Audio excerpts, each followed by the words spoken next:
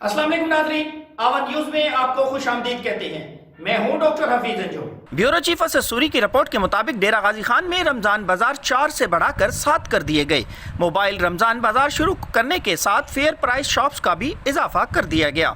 Commissioner Dera Ghazi Khan division doctor Irshad Ahmad ने deputy commissioner captain retired Mohammad Ali Ijaz के हमरा कोटछुट्टा और चोटी जरी के रमज़ान बाजारों का मुआयना किया।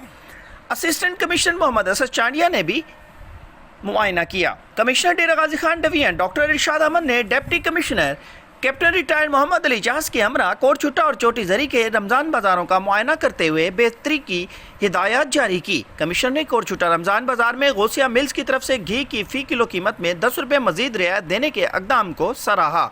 उन्होंने ज़्यादा आवाम को मुस्तफ़ीद करने के लिए चीनी को 1 किलो पैकेट में तब्दील करने की भी हिदायत जारी की।